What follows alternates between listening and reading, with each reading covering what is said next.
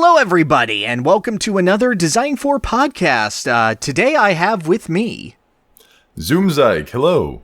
Hello. Now, I love your content. Your content is fantastic, but can you tell everyone what you do, what you're about, all the stuff that you do that are reasons to follow you?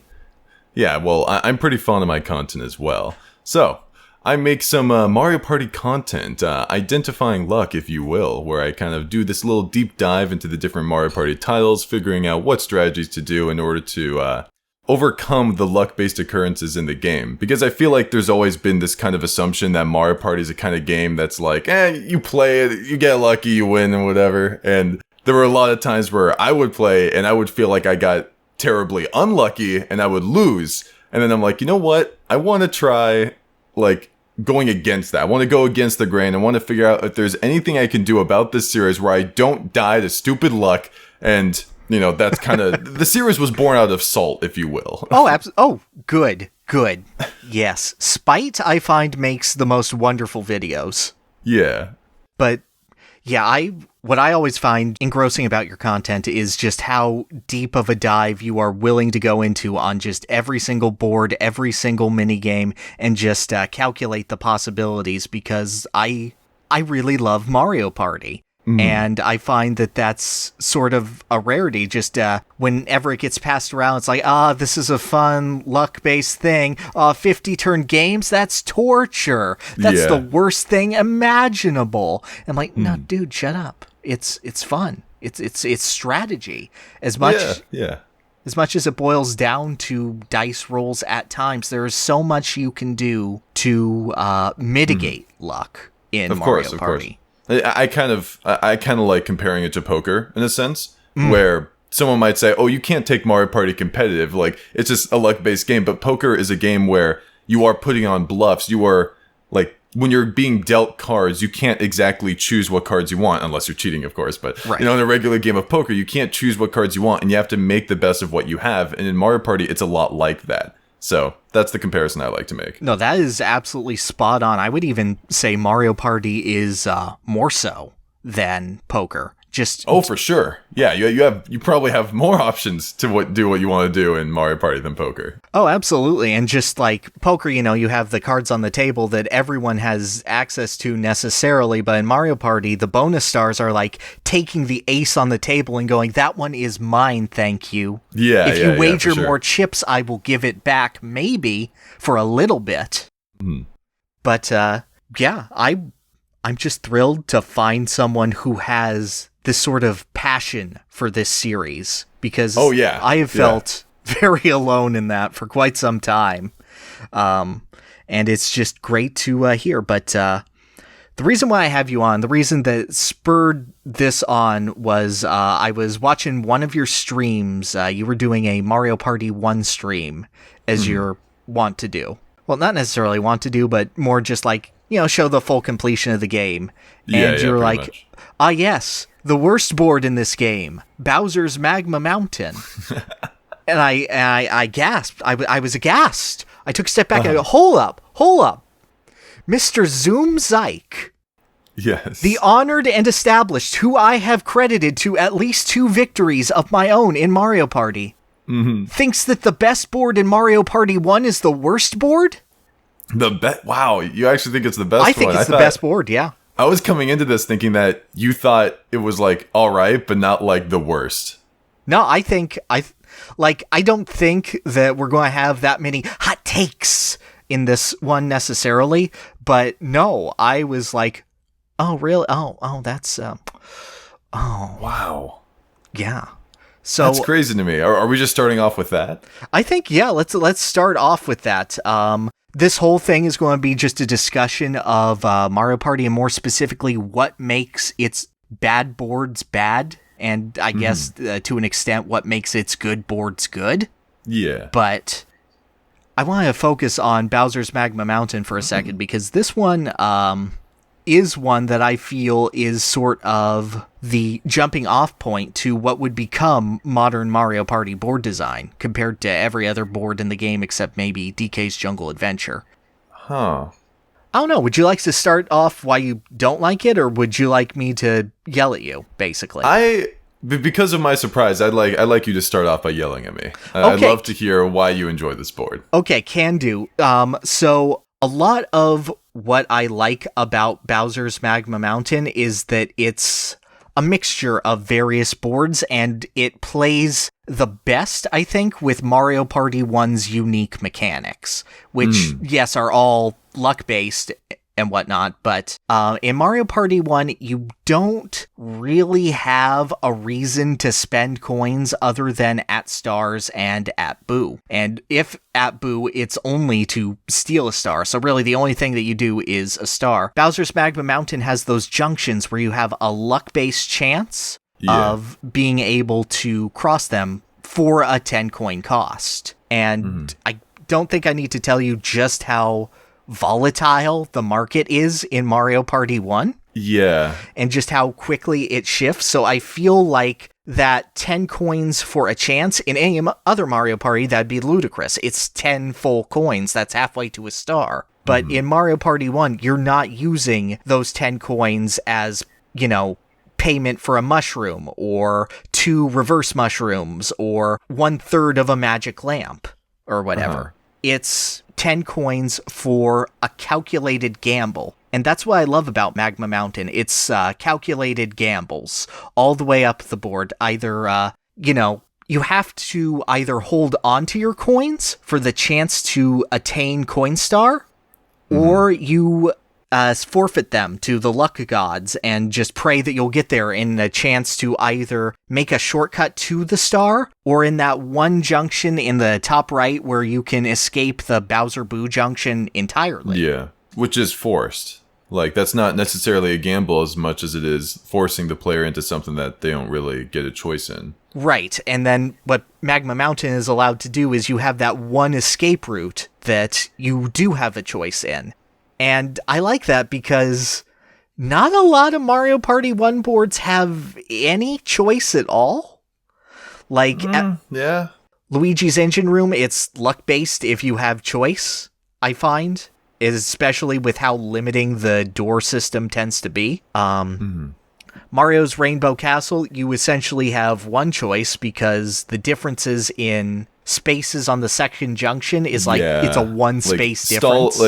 So like stalling or like making it so you go faster throughout the board doesn't really change much. Yeah, it's not really that great. Wario's Battle Canyon, no choice. Yeah, basically not. There's basically none. Yoshi's barely any choice. Peach, zero choice. The only other ones that are really there are DK's, which is big and has like 50 blue spaces in a row. So you just have like periods of, you have like 4 dead turns in a row. Yeah. And Eternal Star, which I have very, very complicated feelings about. I do have a few complicated feelings about Eternal Star as well, yeah. Magma Mountain turns those choices into risks. And I really like that with just how volatile it is, Mario Party is. I also really like it because the amount of coins that you amass being as large as it is that the happening space changing everything into red spaces is not as big of an impact as it should be for -3 coins every turn. Yeah, you're going to have to deal with that. Yeah, but that's like every blue space turns into that. So I don't know. I don't recall the coin market being as huge as you make it sound when you're making all these risks, especially with all, because like, how many happening spaces are there on that board? Well, I'm looking at it right now, actually. There's definitely a few, and I definitely see a lot of blue spaces turn into red spaces every time I play on that board. So people lose coins quite a bit. No, I agree that they lose coins quite a bit, but it's interesting because the blue spaces essentially guarantee a bull market, so to speak, while the red spaces guarantee a bear market of sorts, in the sense of rising up and rising down. But the interesting thing that the red spaces taking over the board essentially does is that it mitigates how often you get 1v3 minigames. This is true. And those minigames are the biggest and the swingiest when it comes to coins, because often you'll have either the one player who has everything to gain and nothing to lose, or you have bash and cash. Yeah, of course. I guess I'm just curious why you're okay with the gambles in the first place. Like, Like, are you just okay with luck-based junctions overall, especially one where you might lose coins in the process? I'm okay with it because it lets you have a choice in the matter. You don't have to take any junction except for the Bowser and Boo one. It's a matter of, okay, my plan right now is, say I come across the first junction and I have 5 spaces left, which would, if I cross the junction, net me a happening space. Is that worth 10 coins and potentially not getting what I want? But can you see the frustration of, like, losing out on that multiple times in a row? And, like, now you're down 30 or 40 coins through not really much fault of your own. Oh, I can see the frustration of that, but that's because, okay, the player is going, okay, I'm going to double down this time, and this time, and this time, and this time. Yeah. And at that point, it's a matter of, wow, you suck at coin flips, which is unlikely to happen. I'm not saying it's impossible. It's just not likely. And I don't know. I view Mario Party 1 as the really mean-spirited one. Yeah, it definitely is. It's definitely... It almost feels like... So it almost feels like when they were designing Mario Party in the first title that they were literally treating it as a board game. And in a normal board game, you tend to lose stuff a lot, right? Mm-hmm. Where in the mini games, if your character looks like they're losing something, they are going to lose something. Like if you blew up the opposing team on a 2v2, they give you some coins or something like that. Right. And when you're moving around on the board and you move past another player, you see them as like a little figurehead, which is kind of cute, admittedly. Mm-hmm. They kind of ditch that in every other Mario Party. Is there another Mario Party where they actually do that? Where they shrink into little forms? Yeah, they shrink into little figures. Oh gosh, I can't remember if 2 does that or not. Which I play 2 way too often. Doesn't do that. Okay. Like I was thinking if there was one, like if Star Rush or Island 2 or anything did anything like that, and I guess they don't. So that's where I feel like these boards kind of come from, where there's like a lot of risk involved. There's a lot of mean-spirited stuff in it. I guess the mean-spirited stuff just doesn't really sit well with me. In part because when there's a lot of coins that a player earns and they're able to spend that on something they want, to like not get it just feels kind of weird. Like, would you be okay with something like something like Goomba's Greedy Gala, for example, where you pay 5 coins, 10 coins, or 20 coins? If that was kind of brought over to these little junctions here, where 20 coins was basically guaranteed to let you go through, would you like that more or less? I think I'd like that more. I like the idea of having more to go into something. I like having the idea of mitigating the risk even further based on the investment, because what I like about these junctions in specific is that it keeps the coin star in constant flux, because it's like, oh, I gotta keep on the path, I gotta go the safe way, or else I'll lose my coin star advantage. Or it's, no, if I swoop in and do this now, I have a chance of getting the star and getting it out of someone else's path. And, if you fail, that sucks, and you move on with your day and whatnot, but you have that choice, you have that opportunity. And that's what I feel that Mario Party as a whole, when it comes across like junctions and skeleton key gates and opportunity costs, that's the key of board design that it builds upon. And I see the roots of that here and how strongly the bonus stars are emphasized because of that.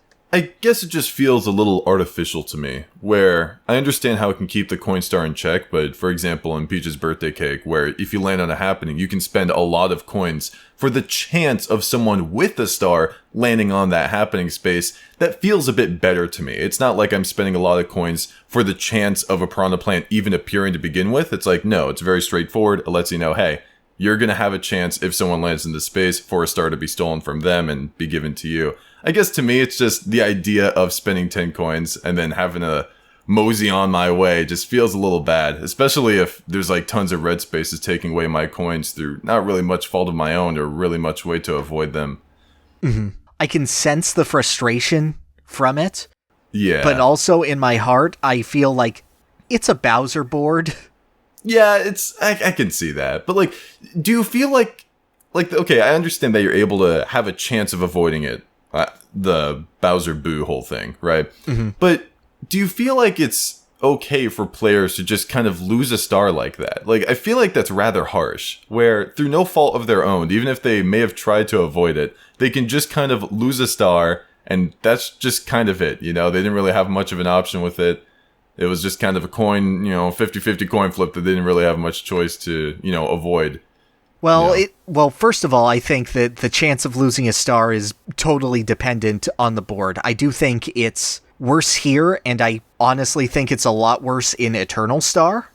But then there are boards like Bowser Land, where they bait you into losing your coins at the item shop and then landing on the bank that's immediately after.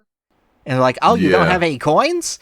Well, I'll take a star then. Yeah. And then there's maps like Castaway Bay, which are completely designed around DK giving you stars and Bowser taking them away in like a sort of meaner version of Mario's Rainbow Castle.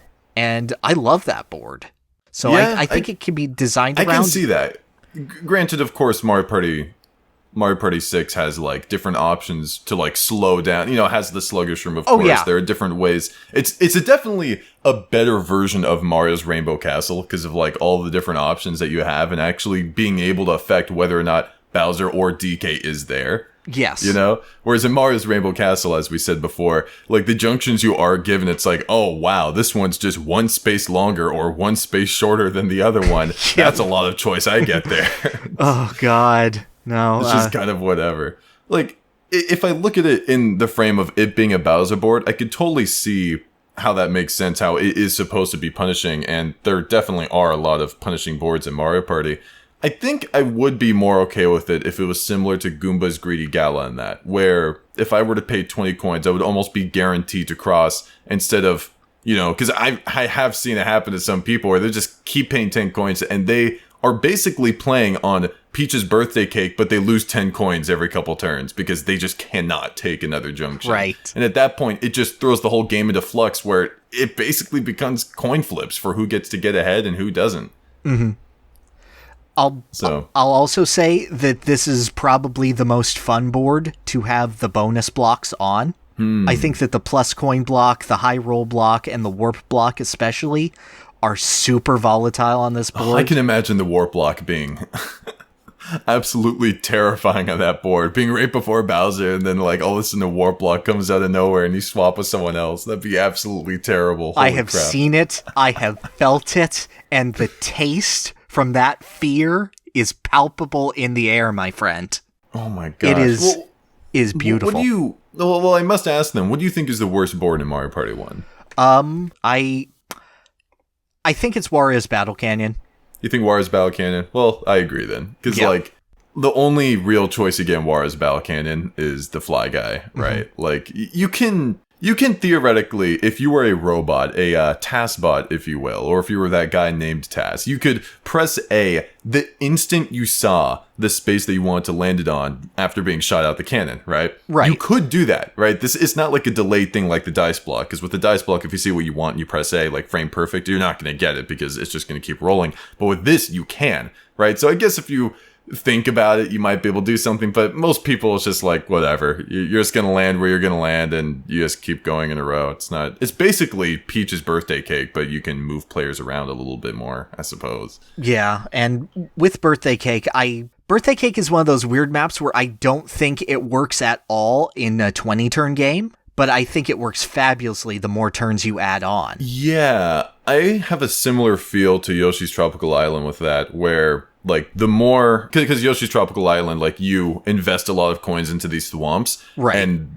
that does have an effect on the coin economy, because if someone's been winning a lot of the minigames and they put 40 coins into a thwomp, it's like, man, it's almost like there's no tax evasion here. You got to get through that guy if you want. You have to be able to get all these coins and mosey your way through.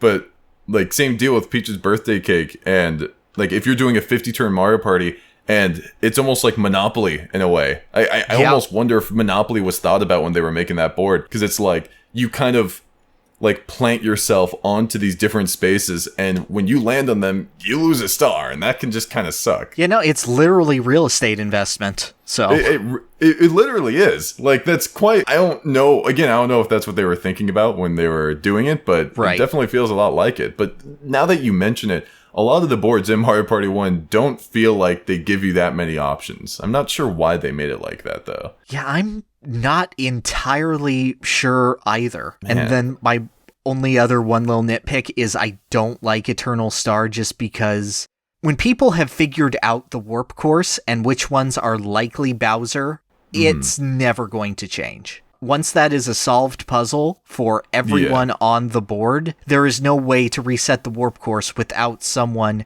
getting a star stolen by Bowser. Yeah, I can see that. Like, or of course if they don't have a star, but I do see what you mean. I just find it unlikely that every player, unless everyone's like a madman looking at like the guide or whatever, or super hard keeping track of everything, because you have to figure out the warp course to begin with, right? And I feel like it's unlikely for all 4 players to have figured out what the warp course is for sure and not having visited Bowser.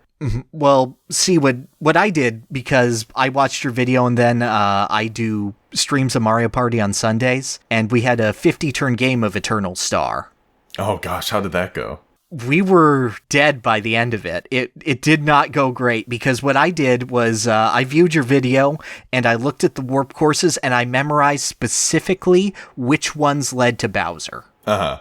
And that was what I did, and then I avoided him. And then everyone noticed that I was avoiding Bowser perfectly. So they were like, oh. Wait, did they not know about the warp course guide? A couple of them knew about the warp courses, but not exactly where it led. They just knew, there's a certain warp course, and the game actually is very nice in telling you, it's on warp course C now, or whatever it is. So once it was, we figured out what this one is, and Pyrr over there is avoiding it every single time, we just never go to the top left teleporter. Interesting, okay. And then that's like where I assume like G was or something like that. Like the very, very, very top left? Yeah. Okay, so like you just started avoiding that and then they caught on. Okay, I understand that. Yeah. So they didn't even need to know. So they were just kind of following along with what you were doing and no one was visiting Bowser. Yeah, and I did well. I got second that game, but... Man, do you wish that a happening space would like change the warp course at that point? That would solve so many problems. Yeah, I could totally see that. Granted, I would probably remove a happening space if that was the case, because, like, I remember when I was streaming it and going through Eternal Star, like, the happening space was landed on quite a lot. Probably, in part because I was trying to do that, but, right. Yeah. No, it's infuriating because every time someone lands on a happening space, everyone's like, I understand you need the happening star, but this is not fun. Yeah, yeah. And just with how many stars you get in that board specifically, the bonus stars have much lower value. Yeah, I feel like I might have overstated my like for, I don't want to say love anymore, but my like for Eternal Star. Because after figuring out the warp course guide, I'm like, oh my gosh, this is so cool. It kind of opens up new possibilities. But after having played on it for quite a bit, it's like, yeah, it is very cool, but like once you figure it out and you're able to avoid Bowser, it's like the warp course doesn't change anymore, kind of like what you said. So I can kind of see that. Yeah. Like, I do think it's an interesting concept for a board, though. Oh, I do too. I think the theming is incredible. Both in music and in visual design. Like, just the little details, like having the start space be star written out and then Bowser has scribbled in a T next to it. Yeah, yeah. I love little stuff like that. Like, the little... Like, that's just something that could be, like, a whole nother topic, where, like, the little details that they have on the different boards in Mario Party, it's like, those are always, like, really fun to look at. Oh, dude, when I streamed with friends, we freaked out because every single Mario Party 3 board has a cloud hidden somewhere in it. Really? And we would just search every single time, like, where's the cloud? What's it doing? Because it looks out of place every single time. Oh, wow. Now that I look at it, yeah, there is a cloud. Mm-hmm. Wait, and there's one that's like really hidden in Creepy Cavern. Yeah, I was about to say, where... I don't think you can see it in the Mario Wiki image, but if you go to the bottom right of the board, there's a little opening to the cave, and you can see the shadow of the cloud. Oh, wow, you're right. Wow, because there's a little light there, and then you could see... Yeah. That's incredible, I didn't know about that. And there's multiple on Waluigi's Island. Yeah, or Waluigi Island. Yeah, There's 3 because it's Mario Party 3. Oh my gosh, that's crazy, dude! Wow, I never noticed that. And then like in Woody Woods here, hold on, let me find this. Well, there was one of them. Yeah, it's like in the water. Yeah, it's the reflection of the cloud in the lake because otherwise the trees are too thick. That's incredible. I didn't know that there was a cloud. I've seen the cloud out and about in a couple of different boards, but I didn't. Mainly in chilly waters, I was able to spot it. Dude, it is my favorite stupid thing. No, that's not stupid. That's pretty based. I like that a lot. That's awesome. So, what is your least favorite board in Mario Party 2 then? Is there competition? Because I'm curious what. Well, I mean, there definitely is. I mainly see it between Mysteryland and, well, you know, some people might say Spaceland. I think the people who say Spaceland don't buy mushrooms, ever. Don't. Because it's Mysteryland by, like, a wide margin. I can kind of feel that. It's just, with Spaceland, why would you make, like, I'm going to count the spaces here. Like, that's, like, about, like, 14 spaces or so before you actually reach a junction. And on the way there are 2 happening spaces, which will take everybody within that 14 space starting area all the way back. And it's just like, why would you design that? Like, why would someone do that? You know? It just doesn't make any sense to me. Why would you, like, I understand Toe's Midway Madness, it has its own thing, but why would you subject all these players to around a 14, like, it's just a line. Like, you can't do anything about it. And there's a bank there, too. Yeah, but the music's real good. The music is pretty good. But like, it's like a 14 spaces or so, straight line, and then you see the junction. And there's a chance that if even one of the 4 players lands on the happening, everyone gets pulled back, and it's like, oh man. Like, I've seen a lot of people start off Spaceland like that, where someone lands on a happening, and it's just, everyone's stuck there for a few turns or so, and it's just a little frustrating. While I can see that, I do feel like the Sniffit Patrol mitigates that a lot, because every time that you have a Sniffit Patrol out, they bring you to that central junction. Yeah, I can see that. So even if you're pulled, because like when you land on a happening, they do bring you right behind the Sniffit Patrol, so someone could spend coins or whatever, but granted, someone has to. And if someone lands in a happening, then yeah, you're brought to the center junction, which I think is actually pretty cool. Like, that center junction, being able to go up, down, left, or right is pretty sick, I think. Like, I think it's one of the coolest junctions in Mario Party. Like, there's so many different options you have. It's like, I'm trying to think of other junctions that exist where you're given that many options. Like, I think Chilly Waters might have something like that in the middle of its board. I guess Waluigi's Island. Yeah, in a sense, Waluigi's Island, for sure. It's like, but even with Waluigi's Island, like, there are 4 choices, but one of them is already the path you're on, of course, right? So, I'm not sure if I'd even count that. And Chilly Waters has 3, so like Spaceland, they give you a whopping 4, and it's like, well, that's pretty cool. You can go up, down, left, or right. But I do think I agree with you on Mysteryland. Like, I don't know how I would even go about improving the board. Like, would you make it easier to get to the middle junction? I would add Fly Guy from Wario's Battle Canyon. Really? So how would that work? I would put him in the top right, because the top right is the most evil spot on the entire board. Because I had so much fun in that spot. Oh, like, I know. That was quite entertaining to watch, I will say. Yeah. But Mysteryland has a lot of ideas that do not work. Because you have the curse houses, which are a good idea of trying to bait someone into going into a happening space, but then they're on the most unenviable spots in the board to get to. You have the bottom left section that has the shop, which will get you the skeleton key that gives you unparalleled access to the rest of the board. But basically, the only place you're going to want to be is the top left, because that has Boo, that's a fast loop. The only thing balancing it is that there's a bank there. Yeah, they have a Bowser there and a bank, but even if you feel like you're about to land on that or you want to get out, you can, because there's a Bomb on the top left as well. So if you're like, okay, I'm sick of going by the bank, but even if you get to the bank, I don't even know if that fully mitigates the benefits from it, because yeah, sure, you might lose 5 coins, but you get to spend 5 coins to steal even more. So you're still making a profit, although maybe not as much as one you would make on a different board with Boo. Mm-hmm. So it is pretty nutty with that. So you would put Fly Guy in the top right. Would you replace these cursed huts with Fly Guy?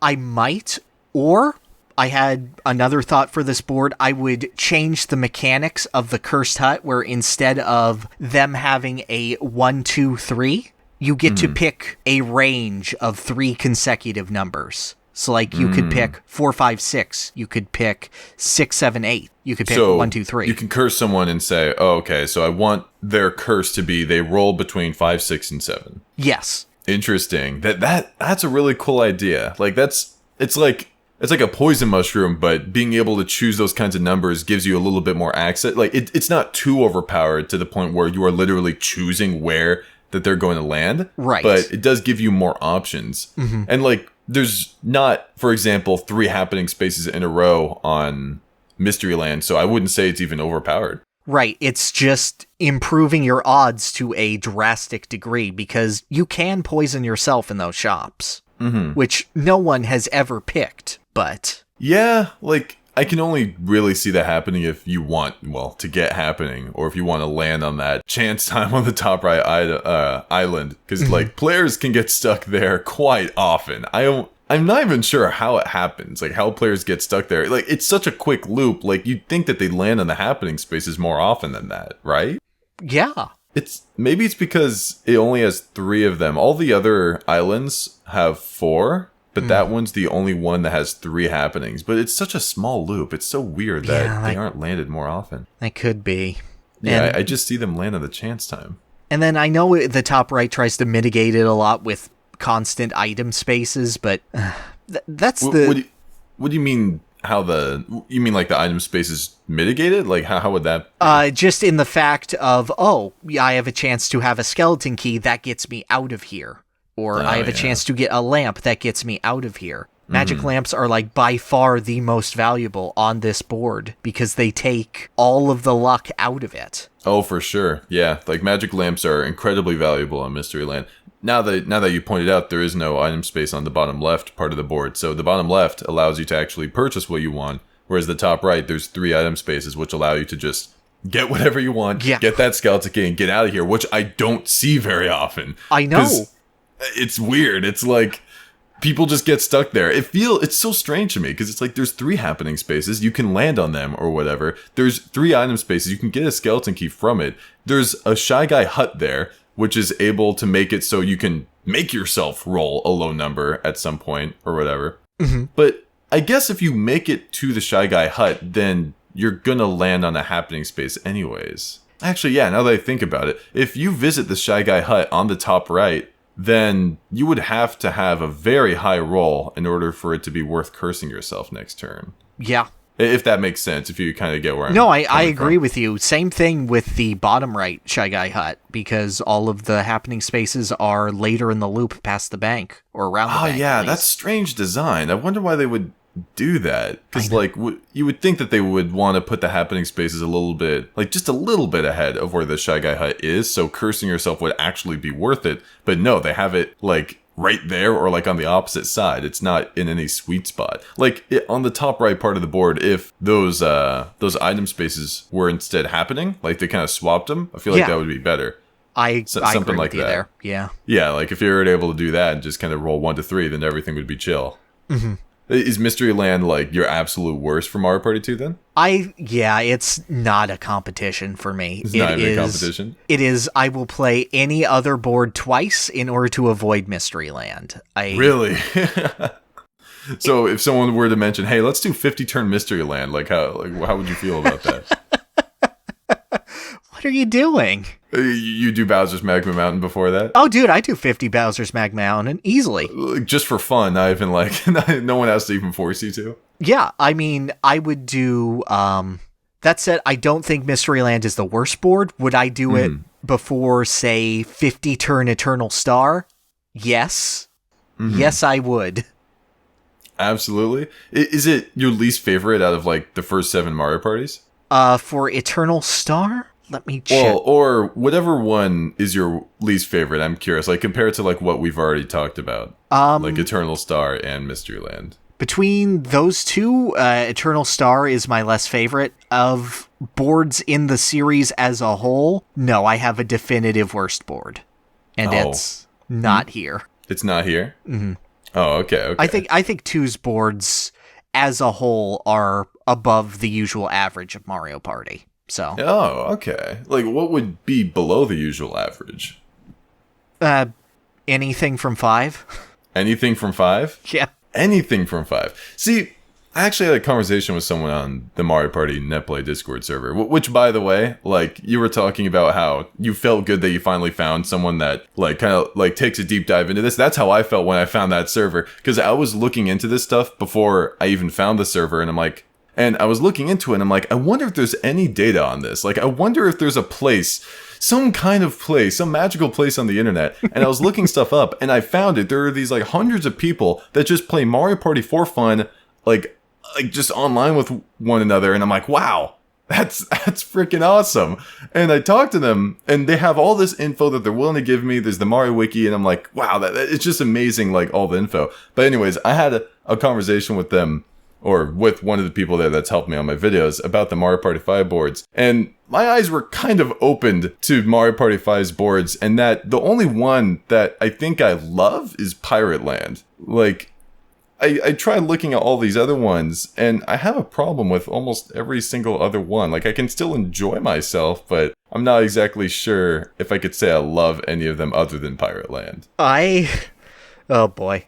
I don't think the boards matter in 5. I think it's the game pre-car where the boards mean the least, just due to how volatile the capsule system is in that game. What do you mean? Wait, what do you mean by that? Like, I feel like your ability to strategize on the board is limited just due to the fact that, you have random items every single time. Yeah, Mario Party 5 is... And, like, let me tell you, like, I've been looking through it, and people have been helping me out, and it's just, you can't really do much about that. It really is just kind of RNG. You can't. It's neat because it gives them a greater focus on the minigames, and I think 5's minigame set is exceptional. Yeah, I like Mario Party 5's minigames a lot. There are a couple more button mashers. I mean, like, there's a game called Button Mashers. It's like, gosh, how much more transparent can you get about the button mashers? It's like, there's so many button mashers in Mario Party 5. There's like 2 to 3 more than normal. Oh, I agree with you, but I will admit that any button mashing game that actually counts your mashes so that you know who to blame for who lost is significantly better than any other button masher. So I could see that. That's why people say Domination's really cool, because it's like, it's one of the only Mario Party minigames where it's like, hey, like, the numbers actually counted. And in Mario Party 5, you have that hammer one where you and your partner can see, you together, how many button inputs can you get in within this allotted time. Oh, crap. Oh, that's Hammer Slammer. That's right. Oh, yeah. I forgot. Button Mashers is the one where you have the thick stack. That's right. Yeah, Button Mashers. It's actually, funny enough, like, I may have sounded like I was making fun of it earlier, but it's actually my favorite button masher out of the whole, like, Mario Party franchise. If only because of the irony, because it's called Button Mashers, which leads you to believe, it's just, you're going to be mashing your button, that's it. It's trying to be ironic and silly about this. But no, it's actually one where you have to kind of contort your hand in different ways to try to hit all these buttons all at once over and over again. Because it's funny watching one block drop and it's like B button and everyone's like, okay, that's easy. It's like B and R and it's like, okay, that's a little weird. And then they start throwing in like Z and L and Y. And it's like, at this point, you see your like opponent's hands, like if you're playing locally, just contort into these weird shapes you never thought were possible. Just to try to hit all these buttons. It's hilarious. And then they drop in like another button and it's like, okay, I can't do that. And then they die. It's like, no, I know. I felt my hand just transforming into like those monstrous, like how Mewtwo's hands are just 3 little nubs. Oh yeah, just like these weird claw shapes. Like, so that's why it's one of my favorites there. But like, for sure, Mario Party 5's boards, like, what would your favorite be then? If you say that you feel like it doesn't matter, like, which one do you feel like you have the most choice over, or, your favorite? Oh, Pirate Land. Like, Pirate Land? Basically by default. Because basically by default? Every other one of Mario Party 5's boards is circles attached to each other, either intersecting or on separate islands. And for the most part, those sections are short. Like Toy Dream is like there's 6 spaces and then you reach another junction. Mm-hmm. Or Rainbow Dream. Wait, is that not a bad thing that you reach another junction pretty quickly? I feel that it's to its detriment because then no space on the board is a commitment and the board becomes so small that if you happen to get a movement item, oh god, that's really good now.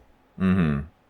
And I feel like that's the kind of thing that I look at in a Mario Party board and I dislike. It's either taking away the ability for the player to make decisions or having one strategy that is super over-centralizing, where you'd have to be a fool not to take it. Yeah.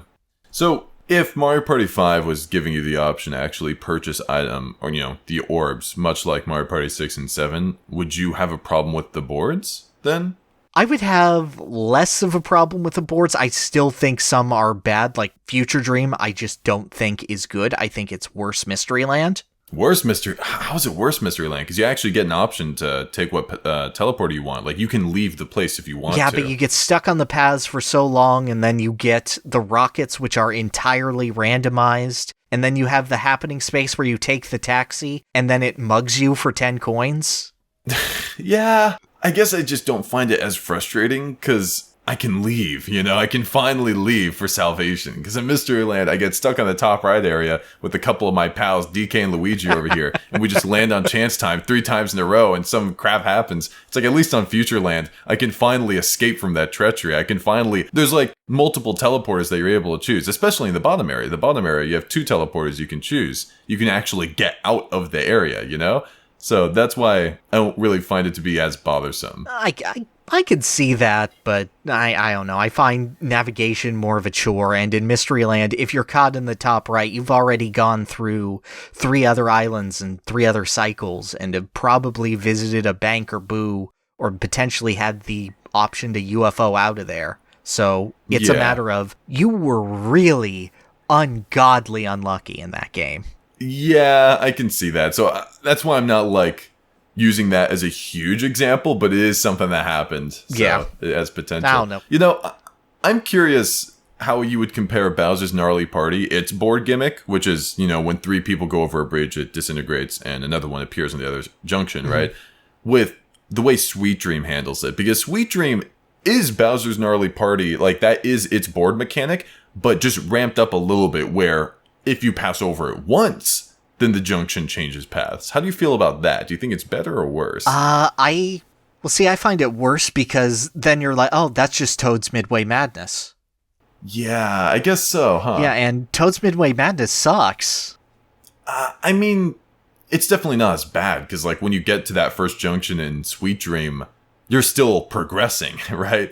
It's not like Toad's Midway Madness where you're stuck in a loop and there's that one player that's just like, well, I guess it's turn 10 and that one player's like, oh, hey guys, I'm finally playing the game now. Meanwhile, someone else probably has 2 stars by that point. It's like, well, this is fun. No, I feel you. It is great. It is not as bad as that, but to play devil's advocate with Toad's Midway Madness, which is not something I thought I would ever say. At least with Toad's Midway Madness, you have the likelihood of hitting a Mega Mushroom by that time and having a chance to mitigate that loop. With Sweet Dream, it's just entirely random whether or not you can capitalize on the system. And I think the flaws of Toad's Midway Madness is more that the mini Mega system is flawed and is a pain to navigate around, whereas the flaws with Sweet Dream is the entire item system is flawed. Yeah. And I just don't like that all of its happening spaces but one are return to start or return to a specific part of the board spaces. Mm-hmm. And then I can see why that'd be a little frustrating. And then the one is like, oh, big birthday. Well, it's definitely a better birthday cake than I saw in Peaches. That's for sure. Aw, come on. Bowser worked hard on that. I ain't worked hard. It doesn't matter. He had 20 to me. full coins worth of ingredients on that inedible piece of crap. Dude, I don't even know if the economy in the Mushroom Kingdom is like that good or not. I can't even tell anymore. I don't know. People like throw them into the ocean and they get fishing poles and they just go and they're like, oh, $50.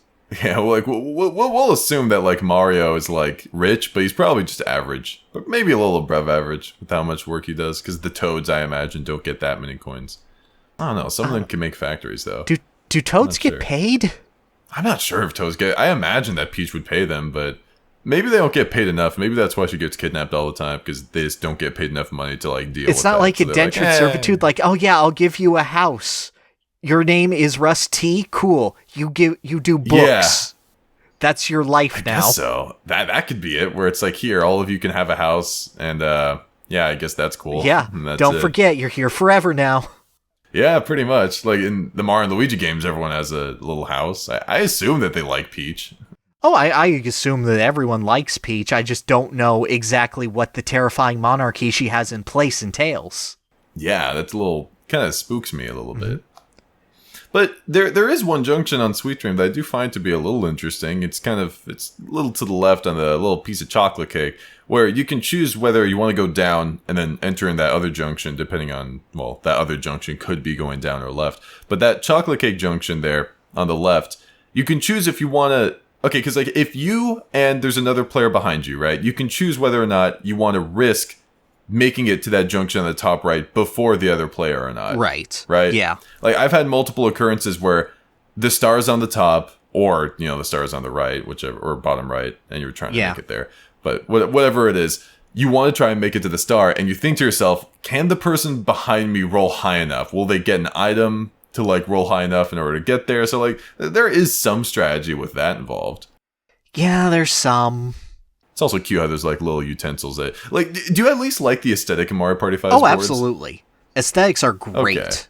Because like maybe it's because they're so pretty. I've been like blinded to it like all this time. But when I at least look at Mario Party 5's boards, like the aesthetic of them, it's like they're so pretty. Like I already like the fact that when you boot up the game, you see all the star spirits. But like they are so beautiful that I have been blinded for so long to like their actual board design, except again for Pirate Land, which still has its own issues because, you know, you're given items at random. But I still feel like there's a lot more options you can do with. There's so many junctions in Pirate Land in the sense that, like, for example, like you take the Thwomp and you're able to go up this way or that way. Like, there's just so many things to do there. Oh, yeah, totally. I do find it weird that Thwomp and Womp are directly next to each other with 0 spaces in between them. That is weird. Is that the only time that's happened in a Mario Party board? It's the only time I can think of because it stands out to me to the point where I remember it, but... Yeah. Oh gosh, I didn't even think about that. That is a weird deal. Because like if there was a spot to trap, it would be in between them. Weird. Like it almost feels like there should I'm not sure why they designed it like that. Maybe it's not like the spaces that they can each bring you to are close to each other. Right. Like if they were, then that'd be even stranger. But the fact that they are quite, a bit away from one another makes it a bit better. Mm-hmm.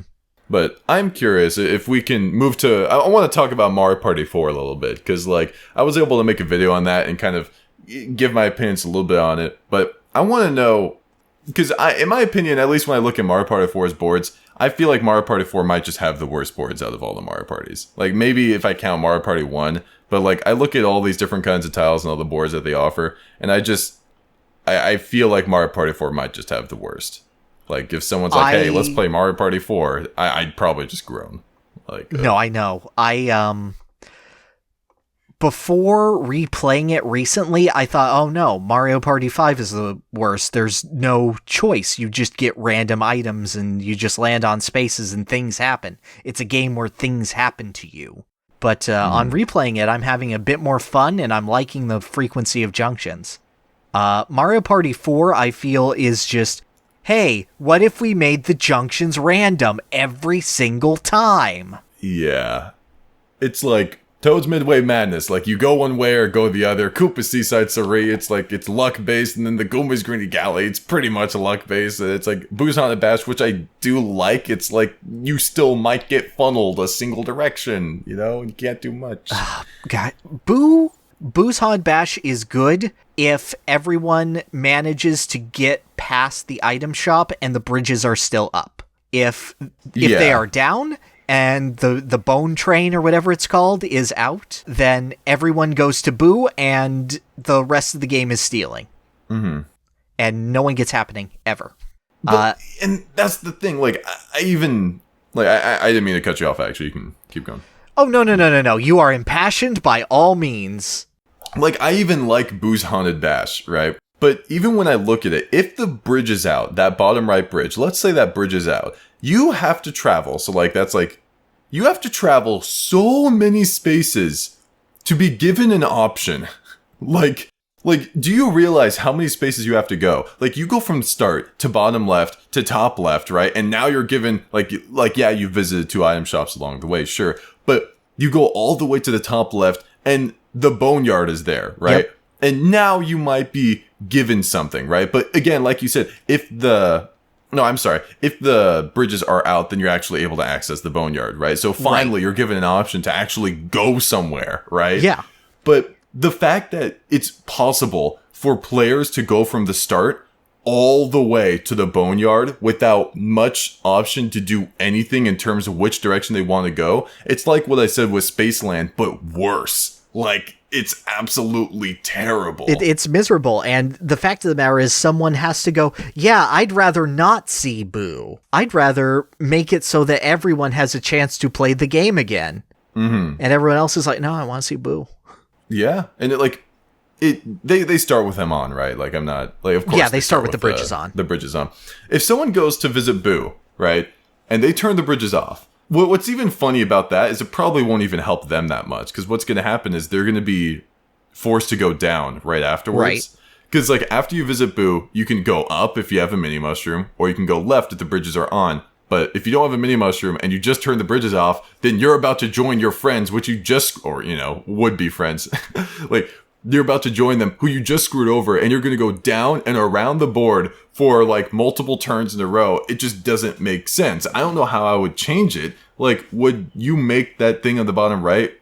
I'm not sure what could be done to, like, mitigate that.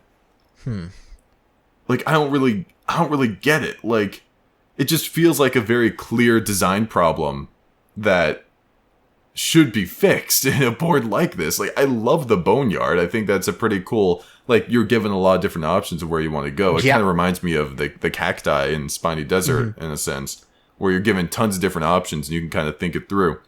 But man, like, there's a lot of downsides. Yeah, that's kind of the issue, because, like, as I said, the things that I hate most in Mario Party are randomness at junctions and over-centralization. And in Mario Party 4, every single board has one or the other, except, like, Shy Guy's Jungle Jam, and that's like the most vanilla board in the whole series. Yeah. And then there's like that bottom right that is just mini mega spaces and blue spaces. Mm-hmm. Where it's just kind of there. It's like, hey, and even then, it just frustrates me. Like, I know it was luck-based to begin with, kind of, but, like, when you land on a happening and you could wish for something fun or something sad, the fact that it doesn't matter and it's all predetermined just kind of rubs me the wrong way, I guess. Yeah, I agree. Like, Mario Party 4 has so many occurrences where it gives the player an opportunity to make some kind of choice, and that choice was already predetermined from the beginning. It's like, so it just kind of frustrates me. I just counted the bottom right of Jungle Jam, 19 spaces in a row before a junction. That's crazy. And given one of them, exactly one of them, is a warp space. Wow. Why would they do that? I don't know. And, like, this is my example of, yes, in Mario Party 4, this is the tolerable board. Yeah. Like, and then Bowser's Gnarly Party just, it almost does what Toad's Midway Madness does, but worse for, like, let's say that you're the player that gets stuck in Toad's Midway Madness. Like, that sucks, you go in a row. Like, at least you can get a Mega Mushroom and maybe speed things up or land on a warp space. In Bowser's Gnarly Party, yeah, you can speed it up and whatever, and there is another warp space there. You're just a little less likely to land on it because you're not making as many loops. But the fact that you can, okay, because, like, imagine, like, you start out in Bowser's Gnarly Party, 3 of your opponents just went ahead, and now that bridge is facing down, what do you do? Oh, I don't have to imagine. I've been there.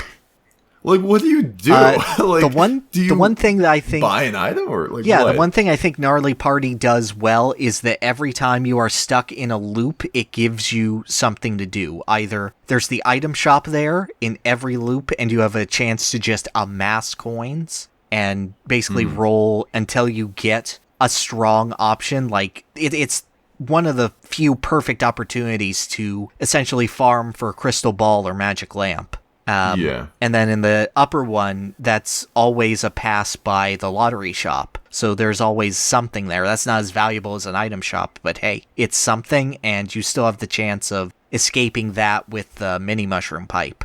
Yeah, I suppose. It's just crazy to me, though, that it feels more like...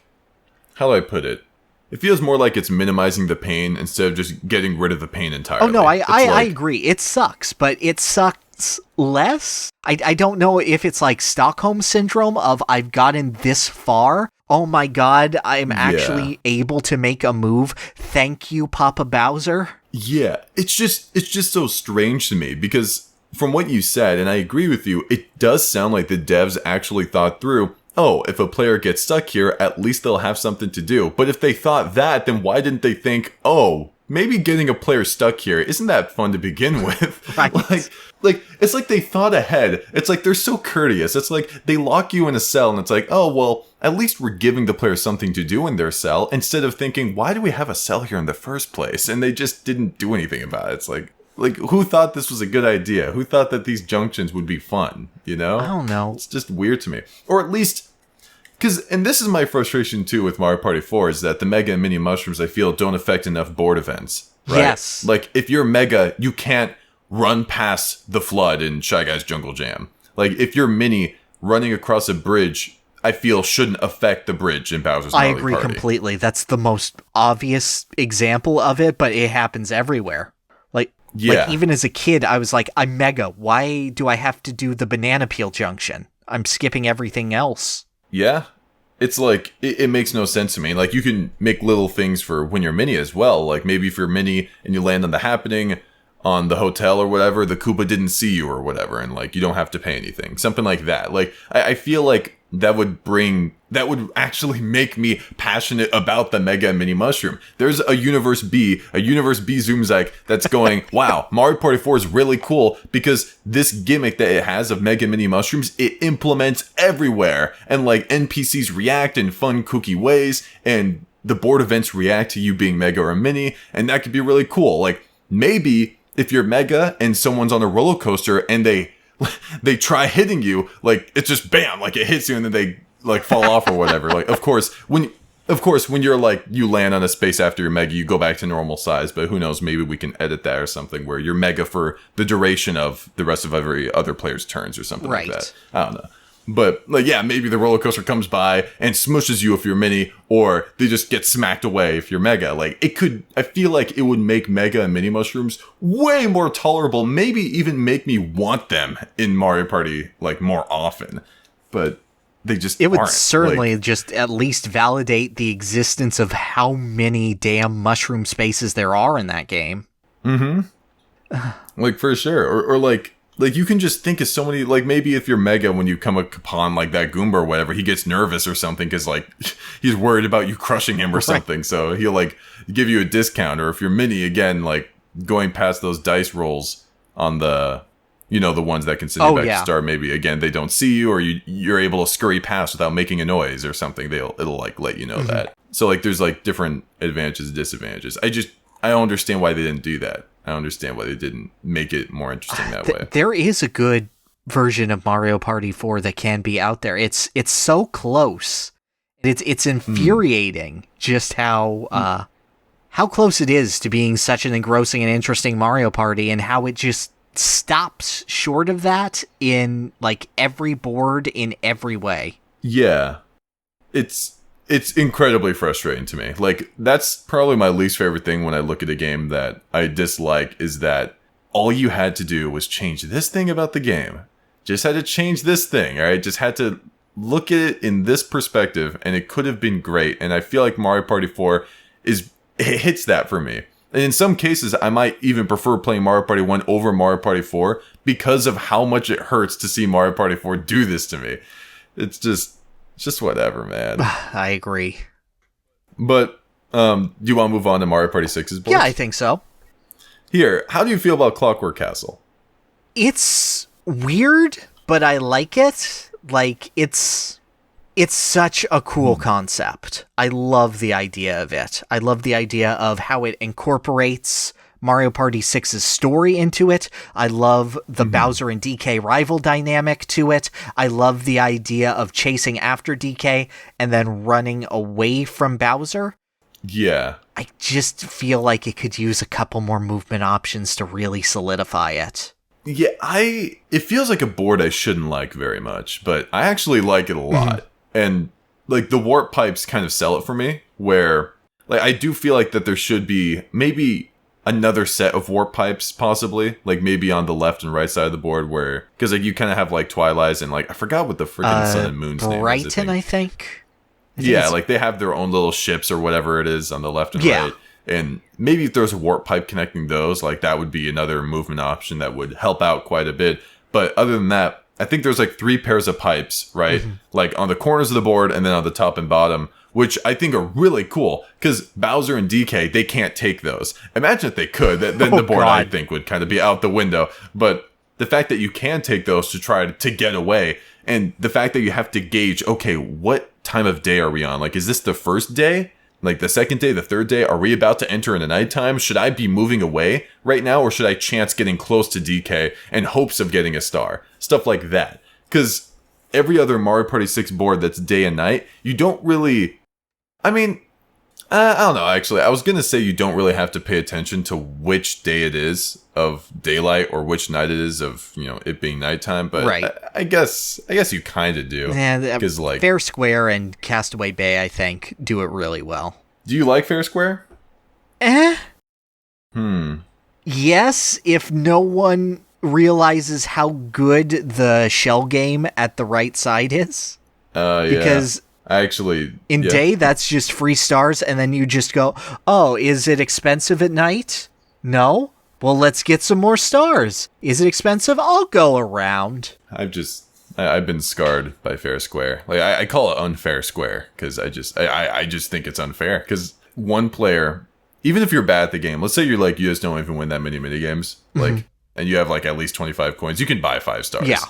And then it turns daytime, and someone's ahead 4 to 5 stars, and it's like, it's daytime. What are you gonna do? Like, and I think the worst part about that is, I'm pretty sure, what was it? Because it changes every 3, right? So yeah. let me think. I'm pretty sure that when you're playing, like, a regular 20-turn Mario Party, it's daytime by the end. Yeah, of it. You'll be on your second turn of daytime. Yeah. So, and I feel like that's a little weird. I feel like the fact that you just went through nighttime, if someone bought a lot of stars from it being cheap, and now it's daytime, what do? You know? It feels kind of strange to me, because I've had multiple occurrences where we'll go through Fair Square, it's nighttime, someone purchases like 5 stars for 25 coins, they're 4 stars ahead, and I'm over here with more coins than them, but now it's daytime, so it's like, what am I going to do? Spend 100 coins that I don't have for 5 stars when they only spend 25? It's like, dude, what is this? What is this board? Like, I feel like they should have at least limited it to, like, maybe 3 stars, not 5. Like, 5 just feels like a lot. If the board had, like, Boo in the daytime, I think it would be far better balanced. Interesting. So, like, make it so you can steal stars from other people. Yeah, and just like, in the daytime, away from the main square. That'd be... You know what? I'd be okay with that. I think that'd be pretty good balancing. Because, as it stands, daytime, if someone's ahead in stars, what do? You can't really... It's hard to figure out a game plan at that point. Yeah. Because unless you were there to purchase a lot of stars yourself, then it's kind of over. There is the shuffle game at the side where it's like, oh, turn 1 star into 2. And that is so easy in daytime that it's just a free star. But it's just 1 free star.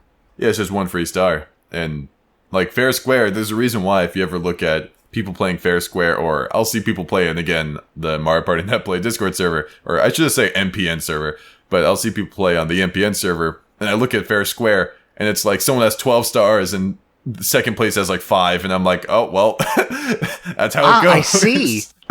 It's like there's gonna be one person in 4th place with like maybe a star or 2, and then another star or 2, and then it just exponentially just 4, and then like 12. Yep. It's like, yeah, someone got luckier. Someone just got there at the right time, got all those stars, and the other players just couldn't do much about it. That's why it frustrates me when someone says that fair square, like, anyone could love whatever board they want, but man, I guess they just haven't had a bad time in fair square. It is a fun time against CPU opponents. Yeah, when they don't know to like slow down or speed up or whatever. It would be, if fair square was in like Mario Party 5, for example, I think it might be one of the worst boards of Mario Party. Because at least in Mario Party 6, you can get a sluggish room, you can get a mushroom, stuff like that, to try to change your position. Right. In order to make sure that you're there by nighttime or not there by daytime, kind of speed up your process going around the board. But if this was Mario Party 5 and you had to deal with fair square and you had very little movement options, oh man, that would suck. Yeah, no, it's, wow. I don't like that thought. I don't. No. Like, I do appreciate how they changed the orb system from Mario Party 5 to 6, so much. So much. Oh, yeah. Like, there were 3 major problems with it. And, like, of course, the fact that it's random, right?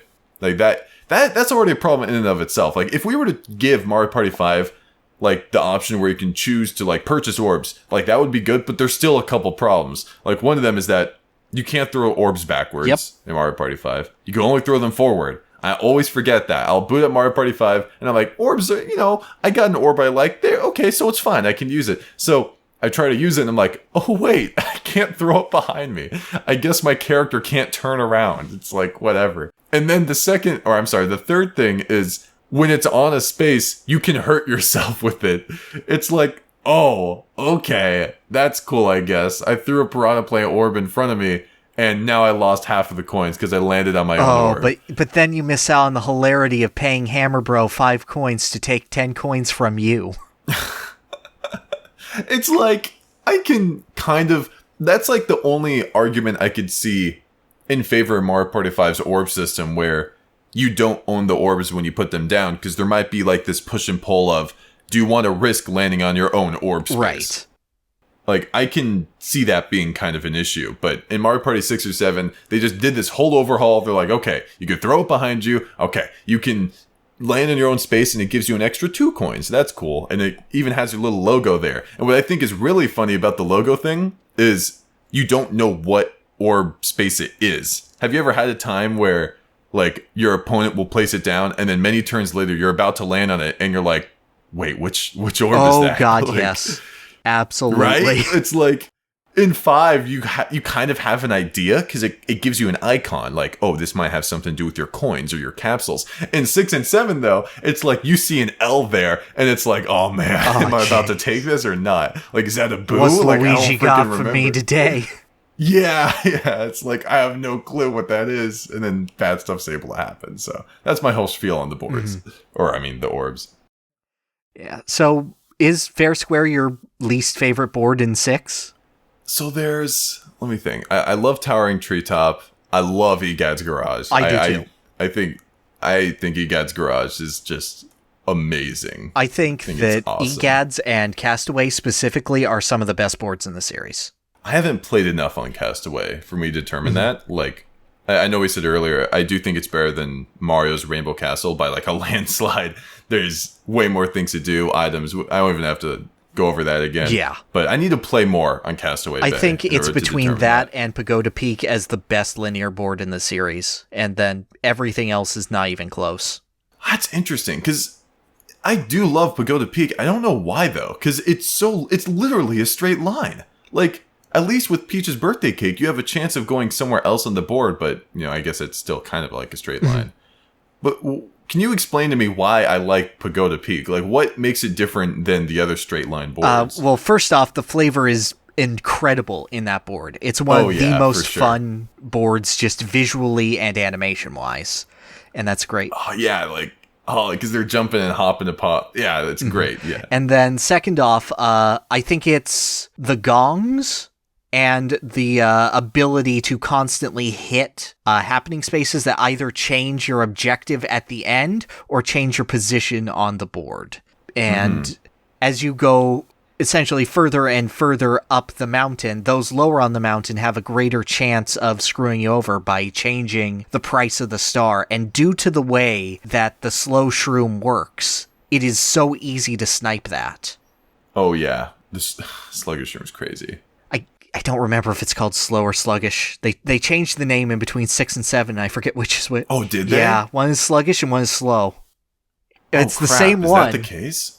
Huh. That's a weird thing. Which one do you prefer? Slow or sluggish sounds cooler. Yeah. It's a really good item. Like, that's 1 to 10. It's like, what? No, I love that. You can basically choose what you go on 1 to 10. It's actually nutty. In some cases, it's better than the reverse shroom. Like, but yeah. And it helps because starting with, I think, 5, happening spaces are a lot more powerful.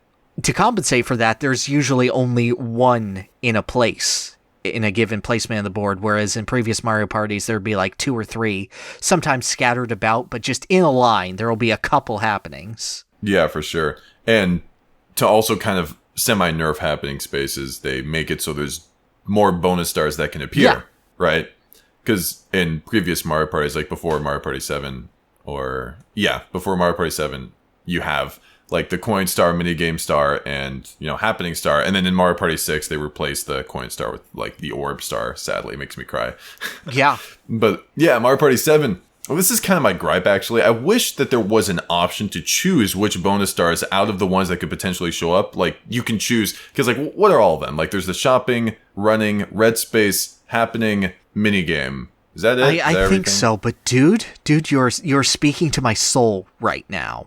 Huh. Like, oh my god. It's just frustrating, because, like, I get it. It can be fun, because I just remember I played Neon Heights with my friends, like, locally, actually, because they came over to my place, like, from across the country. It was really fun. Dude, nice. But, yeah, we were playing Neon Heights, and I had nearly every bonus star that was lined up there, right? And it just did not choose them for me. It just only chose my friends, and it's like, it just feels weird for it to come down to that. You know? It's like, I can get it. It's like thinking about, will the happening stars show up or not? I just wish there was an option where it's like, okay, here are the 5 bonus stars. Turn off the ones that you want for, to potentially appear. There can only be at least 3 that you can choose, because 3 or have just to like appear. Reveal in the last 5 turns. These are the bonus stars. Oh, that would be cool too. It's like, you can have a little thing where maybe at the beginning of the game, it's like, okay, here are the 3 bonus stars you're shooting for. Or if you want to keep it hidden until final 5 turns, it could be like, okay, we're about to reveal what the bonus stars are.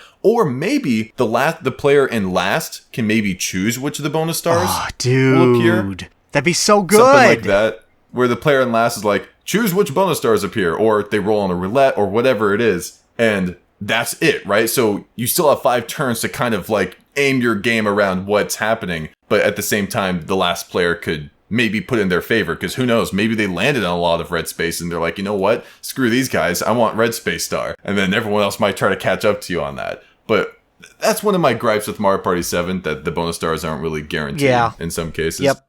But I still have a lot of fun playing the game, though. I agree. But like, one thing about Pagoda Peak that wasn't mentioned was the cannon orb, right? Yeah. Like, that thing that can randomly send you up or down. So you have a higher chance of going up if you're really low on the board, and you have a high chance of going down if you're high on the board. Yeah. So that's really cool too, along with the animations and everything about it. So I love Pagoda Peak. It's just, there's a part of me that's like, no, you shouldn't love Pagoda Peak. It's just a straight line, and it's like, I don't care, it's a straight line. It's a beautiful straight line.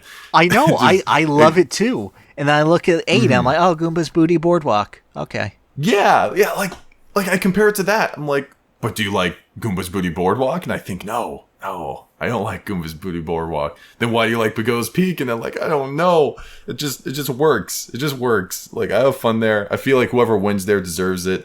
Everything just works itself out. Yeah, I completely agree with you. So back to bad boards.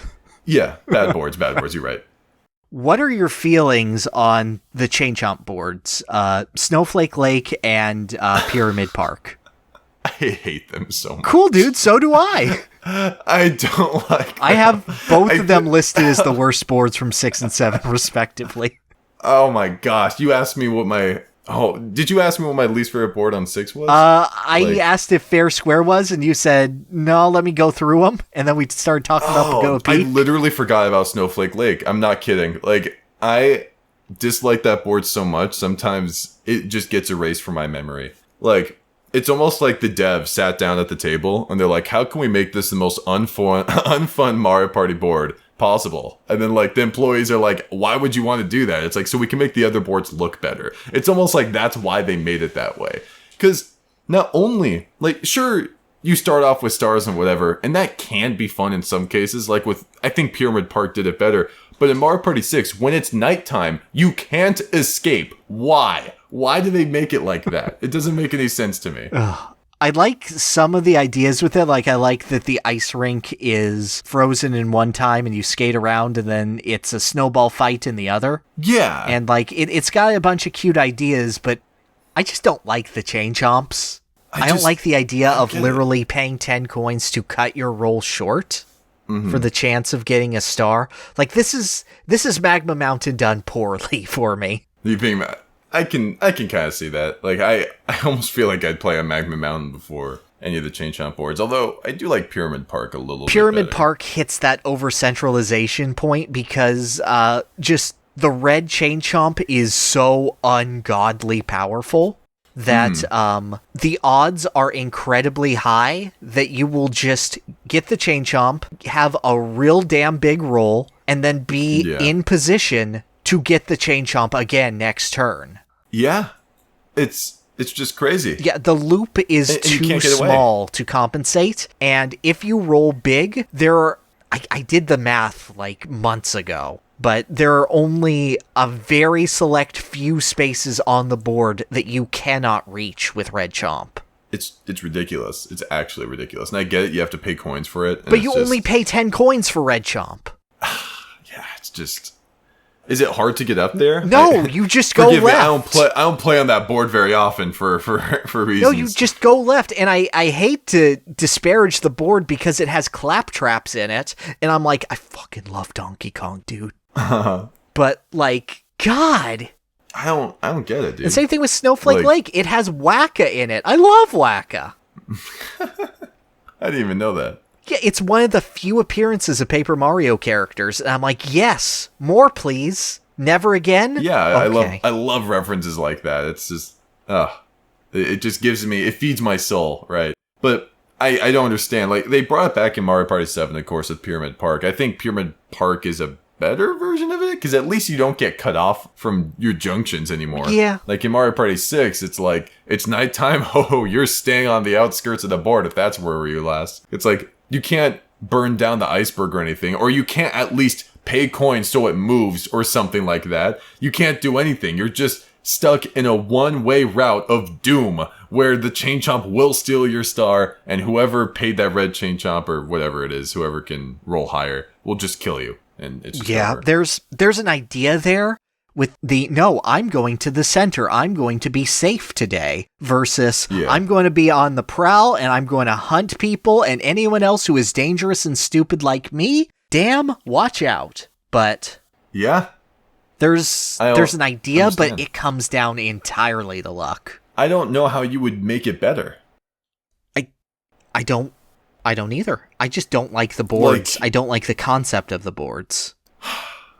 Would you make it so the Chain Chomps don't go as far? But, like, I don't even know if I like the idea of starting out with stars and then having it get stolen, like, every other turn. I don't know how much I enjoy that. I think if you could pay the Chain Chomp to have different effects, like, he'll naturally finish a roll, but if you pay him more, he'll roll an additional dice block, or a sluggish dice block, or a golden dice block. Or if you can combine, like, items with the Chain Chomp or something? Yeah, something like that. I think that would help things along drastically. Yeah. Like, it feels like we're looking at a board that's just like, the concept of it just doesn't appeal to us, and we're trying to find a desperate way to improve it, but it's just, man, like, I don't know how you improve something like that. Yeah. And again, Pyramid Park did a little bit, but That I'm not kidding when I say that actually phased through my memory. Because I was thinking about Fair Square, and I'm like, what other board do I not like from Mario Party 6? And I just couldn't think about it. But yeah, you brought up Snowflake Lake, and yep, that's it. and then I compare that to like EGAD, and it's just no competition. But like, is there any board in Mario Party 7? I guess aside from Pyramid Park, because I assume you don't like that one. Yeah, I don't. Okay, what about boards in Mario Party 7 that you dislike? See, that's the thing. I like most of the boards in Mario Party 7. I think that they're just a fun time. If I had to criticize one, and this is probably the least popular opinion I can say, it would be Windmillville. Windmillville, wow. Yeah. Like, what would you criticize it for? Having Toad's Midway Madness junctions. Right, yeah. Because that windmill in the middle. Yep, that one. One person out of every 4 passes gets to go there. Unless you take the fluff thing and you decide to get lucky. And then it's just, that's just a 3-star investment that no one can challenge if you hit it. You don't even have to pay that much to get it. It's like, you would think that, that's such a weird design choice. It's like, okay, so let's make the one that the least amount of people are going to get to, the one that's worth the most. And it's like, I guess on paper that would kind of make sense, but in context of the board, it's like they don't even have to pay that much to get 3 stars because they're not really going to be challenged on it that often. Yeah, it's like you could pay 10 coins and it's like, oh, it's the final couple turns. It's like you're not going to get there. If it's a 20-turn game, whoever gets there first wins the game. That's just how it goes. Pretty much. Yeah, and it's like, there might be a very slight chance that someone else can get there if they're not even stopped by that one person to begin with, because who knows, maybe they'll mushroom it and then like screw up the order or something like that. But they also have to, of course, outpay the person to begin with. So it's like, what do you do? I also think it's the board that works the worst with Mario Party 7's Bowser system, because I love Bowser Time. The fact that the soundtrack has his theme listed as stop ! Bowser Time gives me an irreplaceable joy. Mm-hmm. But the fact that he can not only steal from your windmills, but can just crush one and go, this one's neutral now, is just... Yeah, it's too powerful for the game. Like, I get it. Like, I actually love how brutal Bowser is in Mario Party 7. I do too. Because I feel like that's how it should be every time. Because, like, when you land on Bowser's space and it's like, all right, Thunderwall, if you lose, everyone loses a star. It's like, whoa, chill out, Bowser, my gosh. And everyone's screaming, trying to get up this obstacle course, which, funny enough, I don't even think is, like, that difficult. But just the fact that everyone's in a panic makes it way harder. The tension is so good for those games. Yeah, because if you're one person playing on it, for example, I feel like it'd actually be kind of easy to kind of, like, avoid everything. But the fact that there are 3 other people in a panic moving around, and you might be in a panic too, and the tension's hard because no one wants to lose a star. No one's moving, and like your hitboxes can like bump into each other. It's like, oh man, like in Grand Canal, for example, he can get rid of a bridge or whatever, and like boo-hoo, you know, maybe your orb space gets destroyed or something. It's just Windmillville, all of a sudden, he basically takes away a star. Yeah. Basically just takes away a star, just for no reason. It's like, oh, okay. And like, nice. He does have things on other boards, like he can just take a star from you in Neon Heights, but then he hides it in a treasure chest. But at least then he's usually always targeting first. Yeah, I forgot about that. Yeah, I have. That actually happened that happened multiple times because we did like a 50-turn Neon Heights. But so that was definitely an experience. But yeah, multiple times he just took from first. So I guess that's okay because at least he's getting rid of it from first. It just feels kind of bad. Yeah, though. With Windmillville, it's stars are more of an investment in Windmillville than other boards. Of course, because you paid coins for it, like way more than you probably paid more than 20. Like especially if you're playing like a 50-turn game or if you're kind of getting into the latter turns or later turns. It's definitely one of those boards that I feel is better the longer it goes on. I agree, but then Bowser threatens the balance of that, so to speak. Like, it would be nice if at least he would... Like, I just don't understand... Maybe the devs, like, just purposely make it luck-based, just to make it luck-based, you know? Like, they want to make it so, like, the person who's not that good at the game can have a chance at winning. And I understand that. Yeah, it's Mario Party. I kind of... That's the purpose of certain luck-based elements. I'm not trying to be, like... like a down to here where it's like, I want no luck-based stuff in Mario Party at all. I just want this to be only strategy. It's like, I'm not really asking for that. I would just like, just a couple choices. Like maybe Bowser is like, hey guys, which windmill should I destroy? And then everyone like has to choose one or something like that. Like, that'd be fun. Kind of like on the, or like when they have to choose between the battle mini games. It's like, okay, everybody choose which battle mini game. It's like, you're given choice, but you know, the majority can rule against you for sure. I don't know. Are there any from 7 other than Pyramid Park that you're not a fan of, or? Again, Neon Heights can frustrate me at times because they're like, it just frustrates me that I can like visit like 6 chests in a row and not get a star, and then one of my friends just visits when he gets a star. It's like, okay, well, that's fair. I guess that can be kind of frustrating me, but no, I overall think, actually, funny enough, I haven't played on the Bowser board for Mario Party 7 yet. I really love Enchanted Inferno. I think it's really fun. I haven't played it yet. I think that's really funny. Like once I get to it, I'm gonna have to get to it, but I haven't done it yet. But overall, I do enjoy most of Mario Party 7's boards. Like, I'm actually curious because we have talked about like 1 through 7s, unless there was a tile that we haven't touched on. Like, what would your tier list be for the overall boards on 1 through 7? Like, if you had to say this one was the worst, and then this one's the best. Let me see. I think. Oh, we didn't really. I'm sorry. Hold on. We didn't talk about 3. Oh, we didn't talk about 3 much. 3. Yeah, you have a strong point. Yeah, Let's talk about 3, and then we can kind of go over like what our overall feelings on that are, like on all the different kinds of. Yeah, that sounds good. Just kind of like tier. Okay, so 3 though. I don't know if there's one I dislike on 3. I don't know if there is one. You know, I don't dislike mini boards on 3, but I also don't love mini boards on 3. I can feel that. I think that... So you're more neutral. Yeah, 3 has a lot of boards where I'm like, it has a couple elements, but 3, I think, has the issue where it has the most over-centralizing strategies. Just because of how powerful the reverse mushroom is, and how often you just bounce off of gates in order to get to Boo. The reverse mushroom, there's a couple ways it could have been nerfed. Either increase how much it costs, or make it so you roll 1 to 5 when you use it. Agreed. It's something like that. But then you have like boards like Spiny Desert, which is a fantastic concept. Dude, I love Spiny Desert. I am so mixed on Spiny Desert because I really? find it... Oh my gosh. I find it really good, except how strong the Cactus Junction is. I think that the Cactus Junction is too powerful. I can get that. It's just, I rarely see someone actually avoid the second cactus.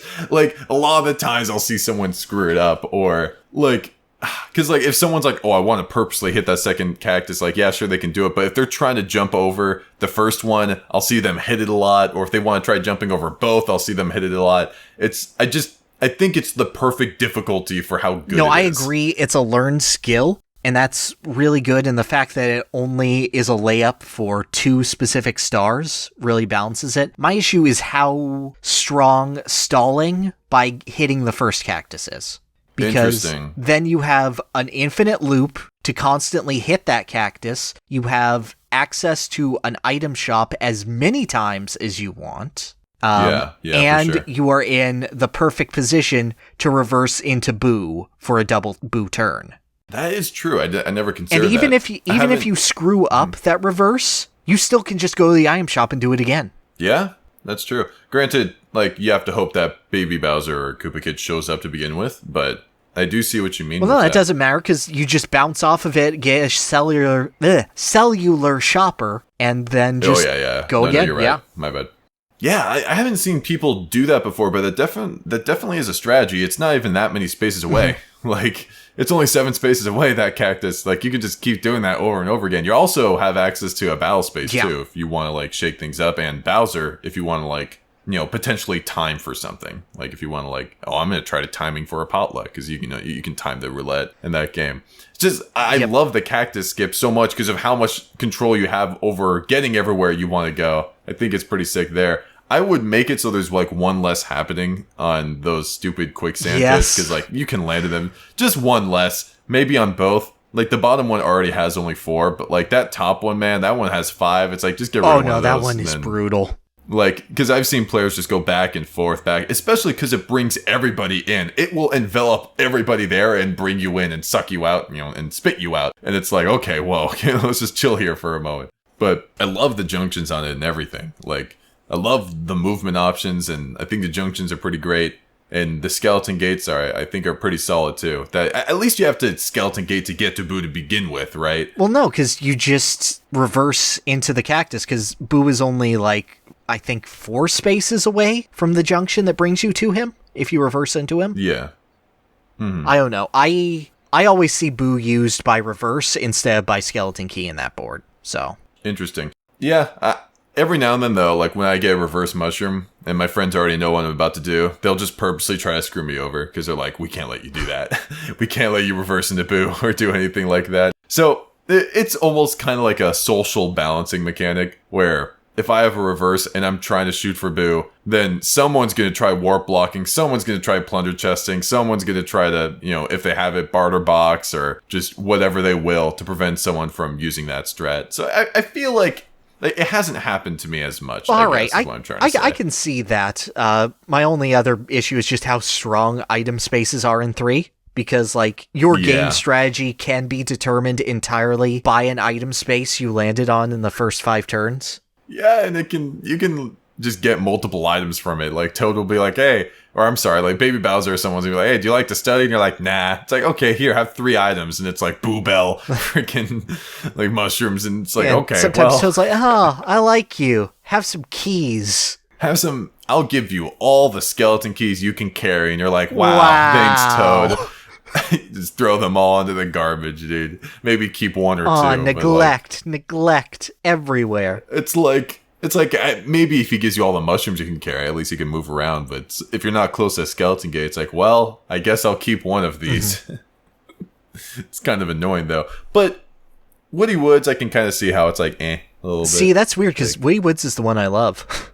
You actually love Woody Woods? I love Woody Woods. I think that it makes every mushroom valuable. I could see that. Actually, never mind then. Because, like, I was thinking about Woody Woods, and I don't remember having any bad experiences on Woody Woods. It just doesn't stick out in my mind, but I could see how poison mushrooms can be useful, reverse, mushroom, and just golden mushrooms. I could totally see how that'd be enjoyable. Yeah, it's just cheap items are used to such a strong extent in Woody Woods that it's just, it's so much fun for me. And then warp blocks are fun, and then, Yeah.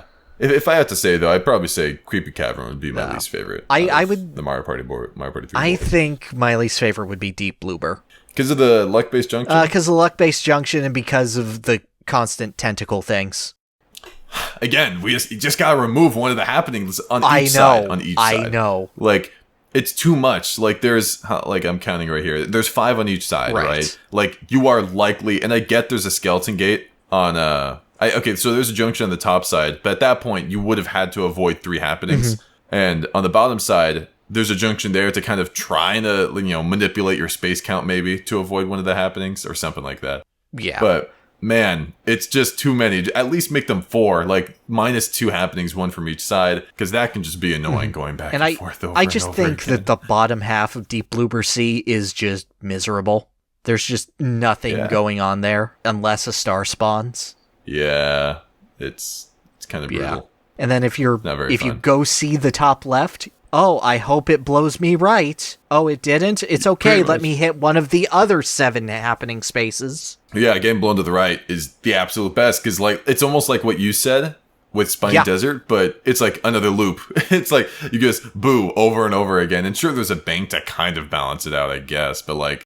The fact that you can visit Boo just negates it anyways, right? And you landed on the happening space. So you can very easily land on one of the 6 happening spaces in a row there. Right. It's like, dude, what is this? It's like my strategy has been, let me take a poison mushroom to the top left and it will pay dividends 9 times out of 10. Absolutely. Yeah, you're just going to land on it and... Like, you can go down, for example. It can send you down. And even then, you could just hope you go up and just get back up there again if you want. It's just, like, 6 happening spaces in a row is just insane.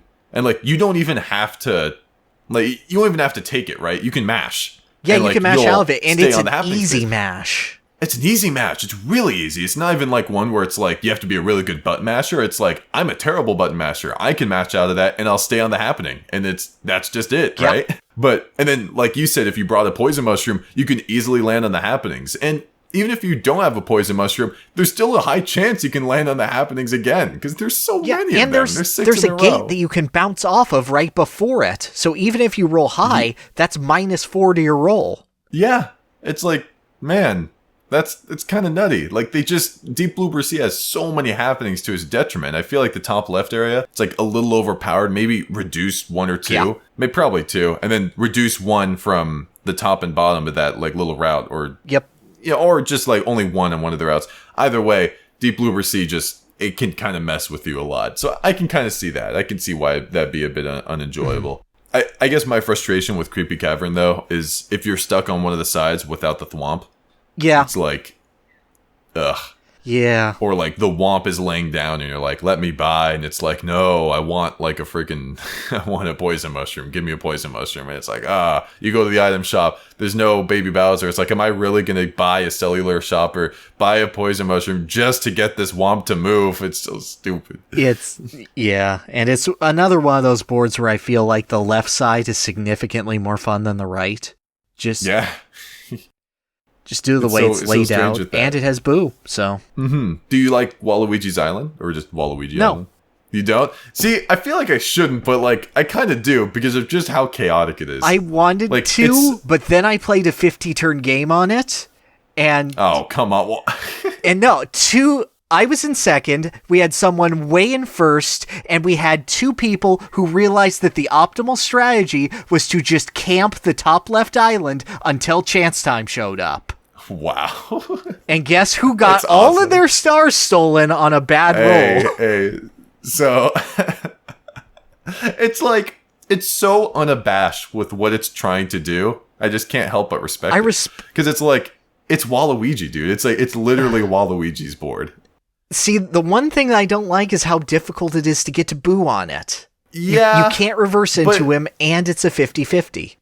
Yeah, I could kind of see that. Like, reversing into him, it's very difficult. The 50-50 is kind of frustrating. I at least feel like... Actually, no. I was going to say at first, like, I at least feel like it should... Like, when someone goes through it, let's say that the top path sends them back to start, it should make it so it stays consistent. But then I wonder, then no one's going to go there. Like, no one's going to want to go there first or whatever. So, never mind on that. It's just Luigi's house, dude, like, the flavor is incredible. It's amazing. The Trader It's Goombas with the statue to Luigi? Yeah, it's like, what?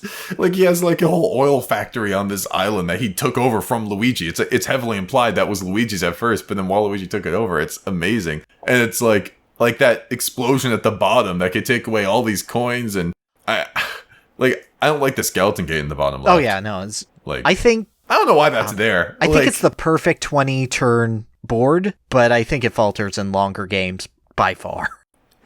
It's just, when you know how to time the arrow thing, I think it's better. Oh, I agree. I agree. Because, like, at first, I didn't like it as much, because it's like, the main junction here, it's random, and I'm like, oh, wait, no, it's not. You can easily time it. You can, like, sure, when it's fast, it can be hard. Right. But, no, you can time it. It's easy. And then you do it, and you go which way you want to go. But then you have that 50-50 on the top right. Everyone could lose their coins at the bottom. You have that island on the top left, which is just pure chaos, and 2 stars can spawn there. So it's like, someone's gonna go there, and it's like, oh man, what do you do when it's chance time? And then battle space is Bowser. It's like, utter chaos. But I overall like it just because of how chaotic it is. I feel like I shouldn't, but I just do.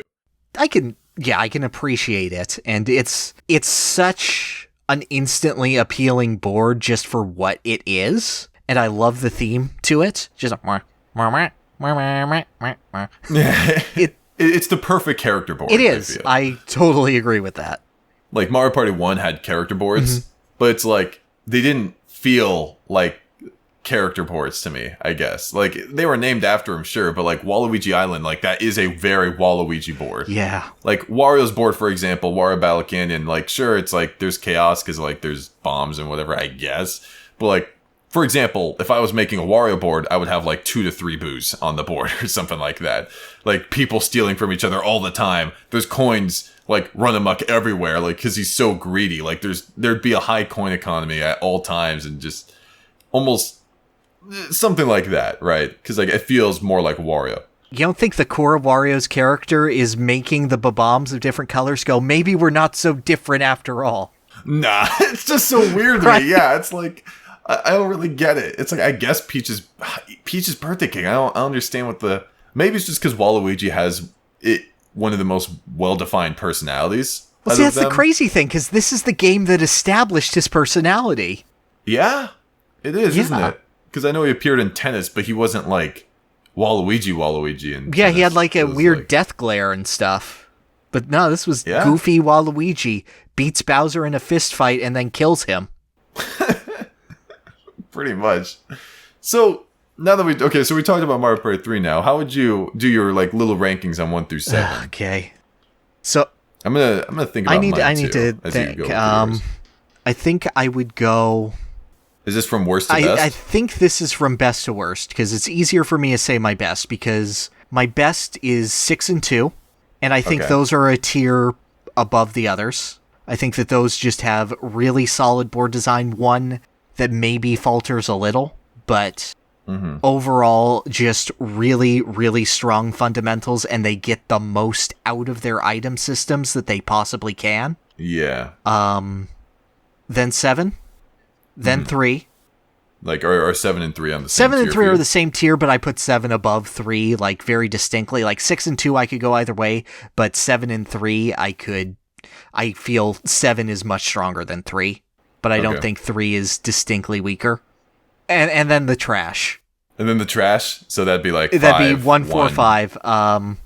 Probably in the order of, I'm going to say 1, 5, 4, with 4 being the worst. 1, 5, 4. 4 being the worst. I can dig that. So I'll kind of like use your little list as a base for me. I do think 4 is the worst in the same spot that you put it in, because they just thought luck-based junctions were the funnest thing. They're just like, man, this is great. Yeah. This is like, let's just have everything be luck-based. That sounds amazing. And then I would put,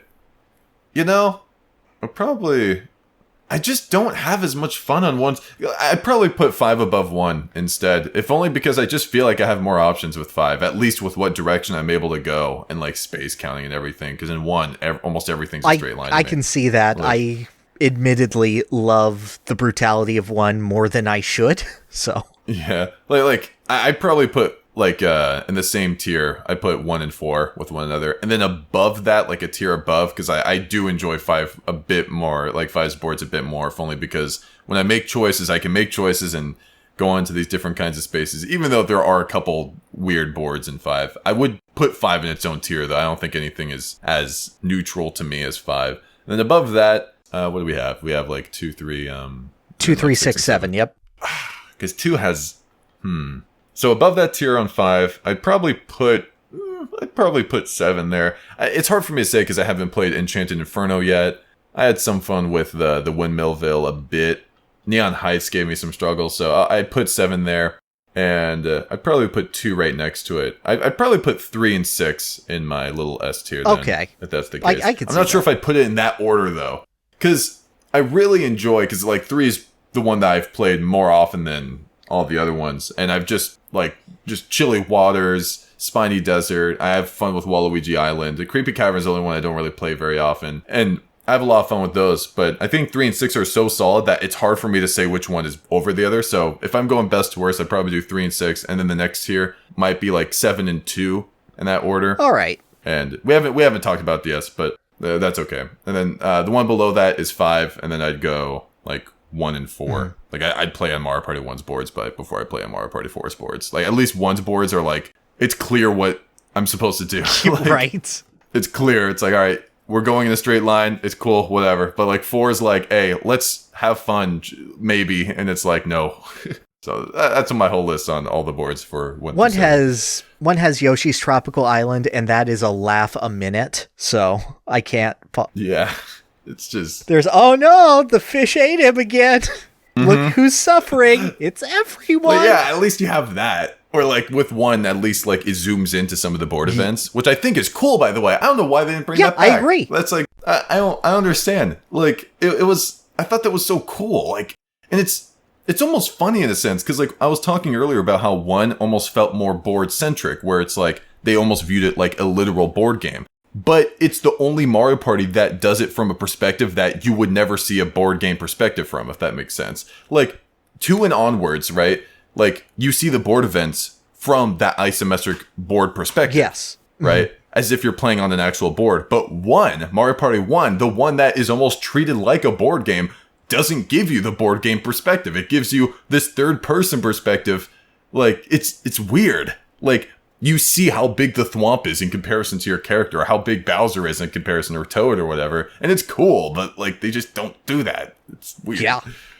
That is great. I do feel that I value Toad's board design a little more than you do, but I think that's just because I'm more okay with the one item system, which I agree people can find limiting. But I think that it gets the most out of those items, whereas the ones with multi-items tend to load you up with them really quickly. My main problem with 2s, because we didn't talk about it, is I think Western Land's just too big. Yeah, I can feel that. I don't like Pirate Land's happening spaces. Like, Pirate Land has this blue space, which functions like a happening space, but like it's not, which is weird to me. Yep, with the shark, yep. Yeah, it's like, it's weird. And the bridges, it's like, just so many times, like, I'll get hit, and then I just get hit back to start, and it's not even my fault. It's like, at the very least, I feel like they should make it so if you land on a happening, only the bridge of the happening you're on is the one that gets, like, blown apart. But no, you could just, I don't know. It's just weird to me. I do agree. And then again, Western Land is the biggest board in all the Mario parties ever. It's just, when you look at it, it's like hard to, like, wow, it is? It's like, yeah, it is. Like, it has over 100 spaces. It's like, what? It's crazy. It's actually insane. Pagoda Peak has less than half the amount of Western Land. It's actually insane. But when you look at Pagoda Peak, it looks bigger. Yeah. Like, it's just Western Land spaces are so close to one another. It's crazy. I like the music and aesthetic of Mario Party. If this was like an aesthetic tier list, then like 2 and 5 would be like top tier for me. But I'd put 7 up there too. I love the World Tour. I love Neon Heights' aesthetic to death. Yeah, it's pretty sick. It's pretty sick. Just one last mention I want to do before we sign off. The worst board in the series that we haven't mentioned, but I think you can appreciate. Yeah. Kamek's Library, Mario Party DS. Kamek's Library. Playing that, because I played that recently on stream. Playing that was an experience, I guess. I'm not sure what it was trying to go for. It was like, okay, let's have these 2 separate parts of the board, but like these happenings will force you somewhere else. It's like, it is Neon Heights mixed with Mysteryland, taking the worst from each. Such a bad combination. It's such a bad combination. I know. It's like, why would they do that? It's like, if you're going to combine 2 boards gimmicks, at least, okay, because like Pirate Land, at least, it combines Yoshi's Tropical Island with like the Thwomp Fees, which I thought was kind of cool. Like its own kind of thing, where like it's separated. Yeah. It was basically better Yoshi's Tropical Island, I guess you can call it. And it's like, it improved upon the concept. Pyramid Park, it improves upon the concept of Snowflake Lake. Although I still don't like it very much, at least it improved upon it.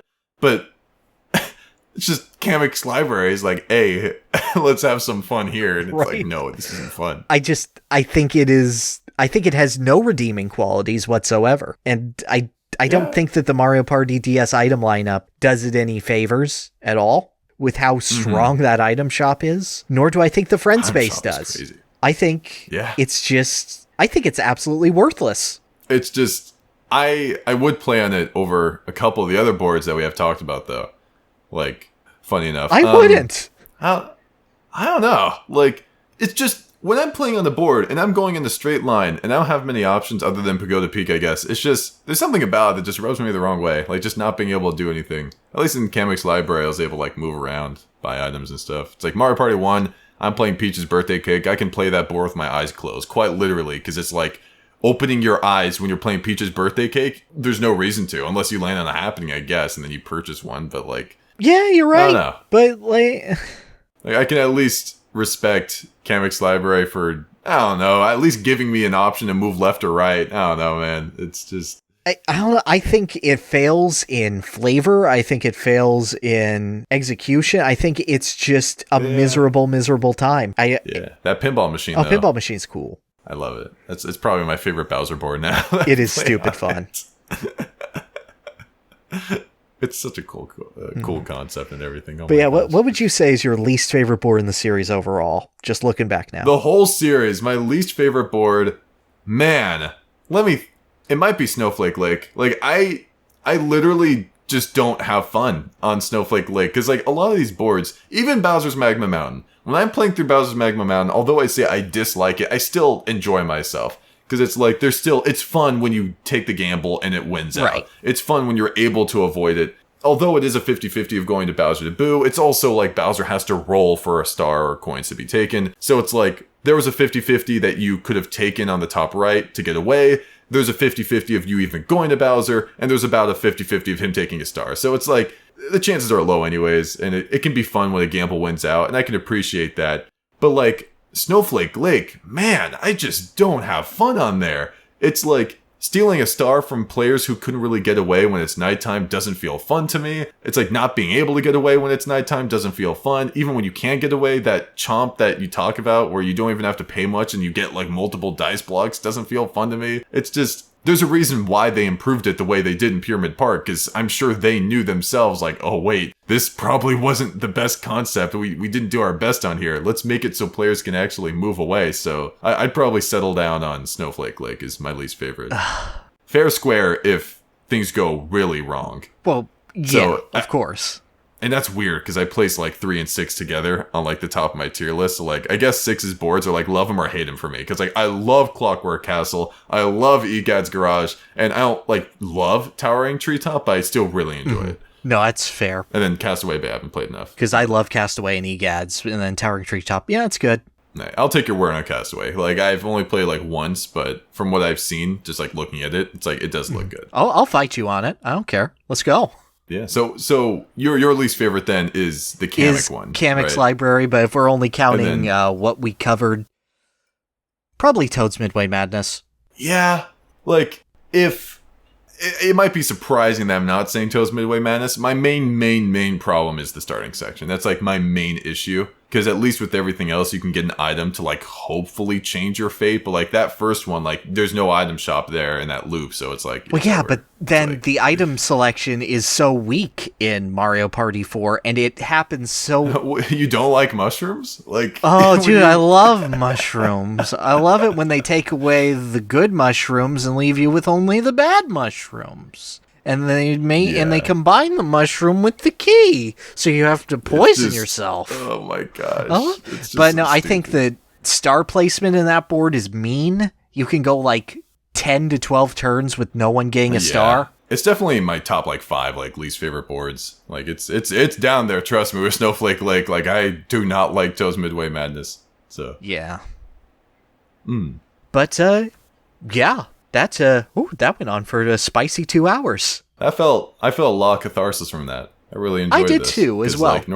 Because normally it's like I have to kind of like stay objective with this kind of stuff. Kind of like make sure things don't seep through. Because I actually on Toad's Midway Madness and stuff, I actually had like a page or two written out about like negative things on Mario Party 4, and I just cut it from the script because I'm like, that's not what the series is about. Like, I want it to be more strategy, I want it to be more this. So this is very cathartic for me to talk about what I dislike about the Mario Party series in terms of its board layout. So I'm pretty thankful to you for giving me a platform to speak that on. Oh, absolutely. It is my absolute pleasure. I feel the need to restrain myself from opinions. Like, at the end of my videos, I'll always go, and maybe this is like this, and this is like this, but I'm like, no, keep it to the thesis, Yeah, exactly, right, yeah. But yeah, before we sign off, is there anything that you'd like to shout out or plug? Well, I do, of course, have my ZoomZike channel, so, if anyone here hasn't seen... Well, because I assume, because you're a big fan of Mario Party, so if anyone's, a fan of, you going through the streams, like Mario Party and all that, then if they want to know how to kill their friends in Mario Party, absolutely eviscerate them, then I have my Identify and Luck series. Right now I'm up to 5, or I'm going to be releasing 5 at some point, probably next month or so. And then I'm going to do 6 and 7 and any other stuff. I have my own Mario Party streams too, when viable and stuff. But that's pretty much it. Yeah, I have my own Twitter too. I'm on the tweets and all that stuff. But yeah. That's pretty much All it. right, fantastic. Well, thank you again for coming on, and thank you for your time. This was a lot of fun. Yeah, this is a lot of fun. Thank you for having me. No problem. And thank you all for watching, and I'll see you next time.